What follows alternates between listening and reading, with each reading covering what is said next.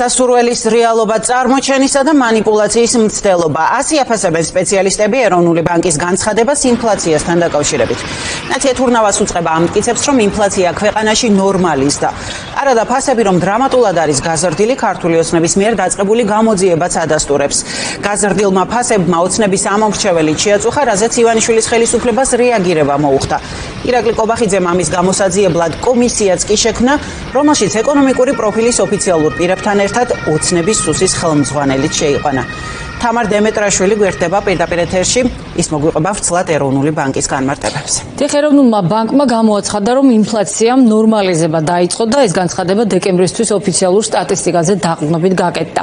მეტიც ეროვნულ ბანკში ირწმუნებიან, რომ 2026 წლის განმავლობაში ინფლაცია 3.5%-ს არ გადააჭარბებს. განცხადებაში, რომელიც სებმა გაავრცელა, აქცენტი გაკეთებულია საბაზო ინფლაციაზე, რომელიც დეკემბერში 1.6%-ს არ აჭარბებდა. არადა ამ მონაცემებში არ გაითვალისწინება სურსათის, ენერგორესურსების და სიგარეტის ფასები.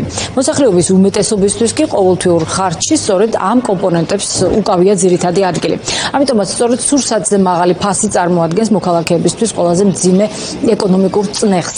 შესაბამისად, მიუხედავად იმისა, რომ ერთი შეხედვით სტატისტიკა პოზიტიურია და ინფლაციის ტემპი შენელდა, ფასები მაინც მზარდია. ცალკე საკითხია, რამდენად სწორია ის მონაცემები, რასაც საქსტატი აქვეყნებს და რასაც ეროვნული ბანკი ეყრდნობა. სპეციალისტები ამბობენ, რომ დათვლის მეთოდოლოგია შესაძლოა თეორიულად სწორია, თუმცა მეორე საკითხია, როგორ გამოიყენებ ამ რიცხვებს. საუკეთესო საზომი კი მაინც ყოველთვის საკუთარი ჯიბია.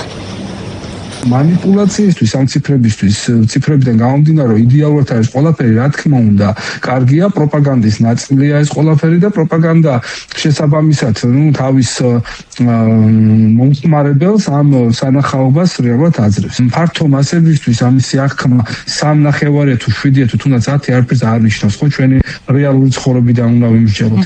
ხარჯები, შემოსავალის ნაწილიც ეკონომიკაში არ არის თანაბრად გადანაწილებული. ჩვენ კარგად ვიცით, რომ ჩვენი ეკონომიკა არ არის ინკლუზიური და არის ექსკლუზიური, მხოლოდ პატარა ჯგუფისთვის მორგებული და ის ეკონომიკური ზრდის მაჩვენებლებით ეს არის პროცესი, ეს არ არის შედეგი ეკონომიკურის და შედეგს ხედავთ ჩვენ, რომელიც ნაწილდება უკვე ადამიანებზე. თუ წინა წელს ადამიანებს საშუალოდ 5 და 4%-ით გაუძვირდათ ის, რასაც მოიხმარენ, ხო?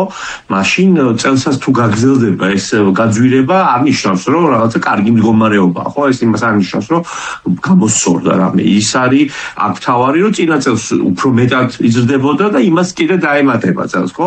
თადაკ აუცილებლად აღსანიშნავია, რა თქმა უნდა, სურსათის გაძვირება, რასაც ხშირად ყურადღების მიღმა ტოვებს, თქვათ, ეროვნული ბანკიც და მთავრობაც, ხო? იმიტომ რომ ჩვენთან საშუალო მოხმარება ოჯახის ქართულის არის 50% მიდის სურსათზე მინიმუმ, ხო? შეიძლება მეტიც.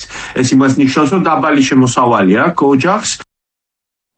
ინფლაციის ტემპის შენელება არ ნიშნავს ფასების შემცირებას, შესაბამისად ინფლაციის ნორმალიზებაზე ეროვნული ბანკის განცხადება მიუხედავად იმისა, რომ ის სტატისტიკურ მონაცემებს ეყრდნობა, ადამიანებისთვის შვება არ არის და სპეციალისტებისთვის მხოლოდ პროპაგანდის ნაწილად მიიჩნევა.